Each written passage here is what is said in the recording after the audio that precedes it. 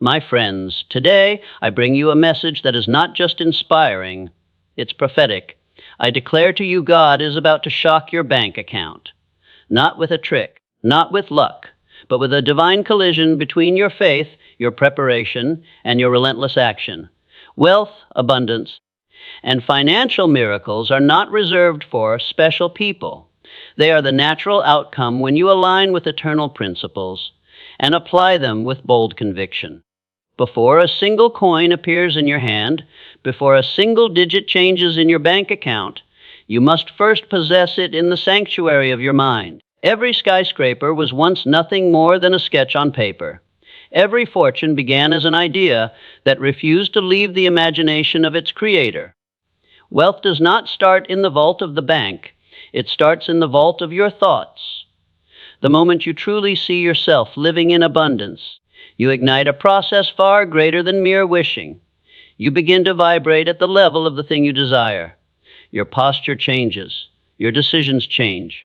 You start to walk into a store differently because in your mind, you're not someone hoping to afford things. You're someone who already has the means. You start holding conversations as if opportunities naturally belong to you. That mental picture becomes a magnet, drawing resources, ideas, and connections that match the image you've been holding. This is not fantasy. It is the law of creation in action. What you see with the inner eye, you will eventually hold with your hands. If you guard that vision against the thieves of doubt and fear. When you close your eyes at night, picture the exact figure you want in your account. Picture yourself logging into your banking app and smiling at what you see. Picture the email confirmation of the deal you've been waiting for. See it so vividly that your mind can no longer tell the difference between imagination and reality. Why?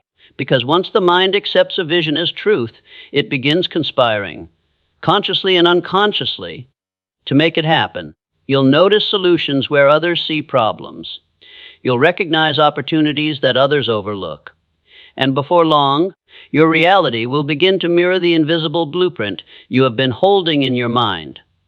That, my friend, is when God has something to breathe on, something to multiply, something to turn from thought into tangible blessing.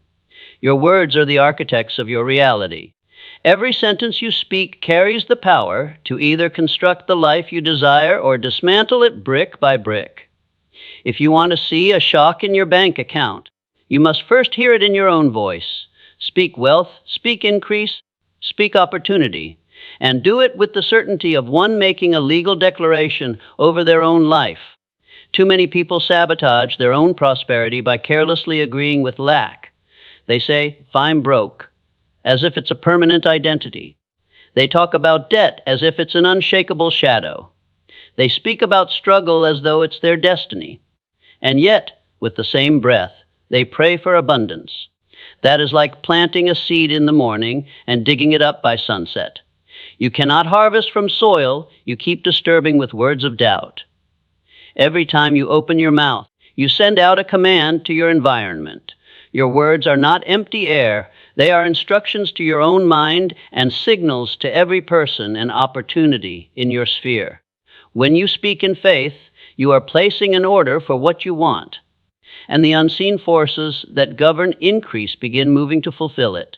This is why you must speak as if the deposit has already cleared, as if the contract has already been signed, as if the money is already in your possession. When you wake in the morning, declare the increase before you see it. As you walk through your day, speak gratitude for the wealth that is on its way. When fear tries to make you confess something negative, replace it with a declaration of abundance. Train your tongue to become a river of prosperity, not a leaking faucet of doubt. Over time, the sound of your own voice will reprogram your belief, and your belief will dictate your behavior, and your behavior will lead you into the very abundance you have been declaring. God responds to faith, and faith is often most clearly revealed in the words we dare to speak before the evidence shows up. Speak it until it feels normal. Speak it until it feels inevitable. Speak it until your reality has no choice but to obey the instructions you've been giving it.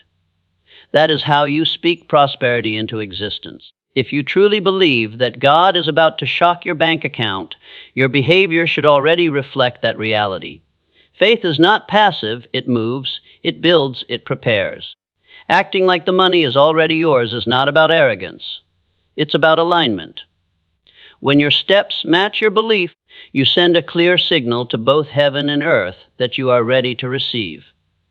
Think about it if you knew without a doubt that in 30 days, a large sum of money was going to be wired into your account. How would you conduct yourself today? You wouldn't procrastinate on your plans. You wouldn't hesitate to invest in tools, resources, or opportunities. You wouldn't waste time in fear or delay. You would start laying the foundation for what that money will do, where it will go, how it will grow, and how it will multiply. You would behave with the confidence of someone who is already funded. This is why so many people miss their moment. They wait for the resources before they move. They put their dreams on hold until the money comes in. But wealth flows to momentum, not to stillness. Start the project with what you have now. Make the calls. Network with the people who can open doors. Begin designing the business plan, setting up the investment account, or researching the property. Even if your balance is small, your activity should be large. When you move like the money is already yours, you live in a constant state of readiness. Opportunities don't have to wait for you. You are already positioned to seize them. Your confidence will attract people who want to work with you. Your diligence will open doors you didn't even knock on. And when the financial shock arrives, you won't waste time figuring out what to do. You'll already be in motion, turning increase into overflow. This is not pretending. This is prophetic preparation. It is stepping into the role before the role is officially handed to you. It is wearing the crown before the ceremony because you already know it was made for your head. The world responds to those who move with certainty, and so does God. When He sees your hands busy, your mind focused, and your steps purposeful, He knows He can trust you with more. And that is when the deposit you've been waiting for arrives right on time. Overflow is not an accident. It is the result of structure meeting blessing. Many people pray for increase, yet their lives are not built to contain it. They ask for more but have no systems to handle more, no discipline to protect more, and no plan to multiply more. If your financial habits are barely holding together with what you have now, imagine the chaos if a sudden abundance were to pour in. God will not pour a flood into a leaky container.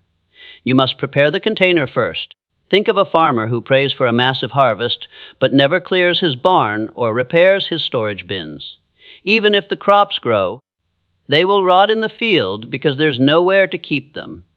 The same is true for your finances. Preparing for overflow means making room in advance, setting up accounts, automating your savings, establishing budgets, eliminating unnecessary expenses, and even mapping out what you will do when the increase comes. It's making space so that when the blessing arrives, it flows smoothly into your life rather than slipping through your fingers. Preparation is also about discipline. Money without order will slip away faster than it came. You must be able to tell your money where to go instead of wondering where it went. Start practicing now as if you already have the level of wealth you desire. Track every dollar.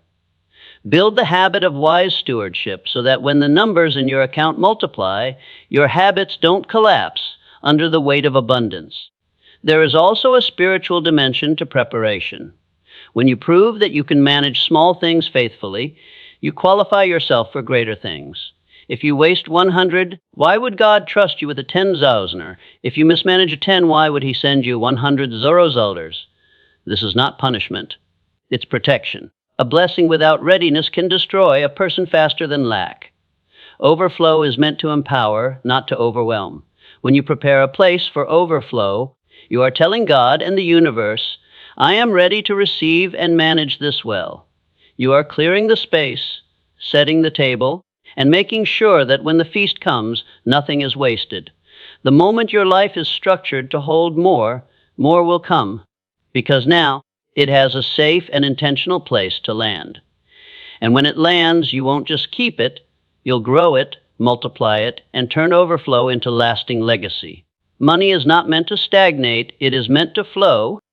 Just as a river stays fresh through movement, your finances remain vibrant and growing when you allow them to circulate. Giving is not about losing what you have. It is about creating space for more to arrive. Every time you give, you set a principle into motion that attracts resources back to you in ways you cannot always predict or control. Generosity is not subtraction, it is multiplication in disguise. Too many people hold their money so tightly that it never has the opportunity to bring anything back. They clutch it with fear, convinced that releasing it will leave them empty. But in reality, the tighter you hold, the more stagnant your financial life becomes. When you give, you tell fear it has no authority over you. You are saying, I trust my source more than I trust my savings account. That act of trust opens doors and channels for provision that would remain closed if you operated only out of self-protection. Giving also changes your mindset. It shifts you from a place of scarcity to a place of abundance. When you give, you affirm that you have something worth giving and that you expect more to come. That expectation becomes a magnet for opportunity, favor, and increase. It reconditions your subconscious mind to believe that resources are limitless, and people who live with that belief tend to spot opportunities others overlook. This principle works in every sphere: money, time, skills, even encouragement. When you pour into others, what you give finds its way back multiplied. It might return as financial reward, a timely connection, an unexpected opportunity, or a breakthrough idea. The form may vary, but the return is certain. This is not a gamble, it is a spiritual and practical law. The key is to give with intention and joy, not out of obligation or manipulation. Give because you want to be a channel of blessing. Give because you understand that closed hands cannot receive. And give with the confidence that every seed you release is finding fertile soil somewhere, and in due season, it will return as a harvest you could never have produced on your own. When you live as a giver, your life becomes an open channel for God's abundance. Money ideas and opportunities flow through you and to you. The more you release, the more capacity you create to receive. And the more you receive, the more you can release again, creating a cycle of blessing that turns your financial life into an ever-expanding stream of provision. This is why giving is not lost. It is the most reliable investment you will ever make. So today, my friends, live with expectation. See it, speak it, move toward it. Prepare for it, give into it. Because when the shock comes, and it will, you won't just receive a blessing, you'll become a steward of abundance. Your bank account is not just about numbers. It is a scoreboard of the seeds you've sown in faith, discipline, and action. And I tell you now, the scoreboard is about to light up.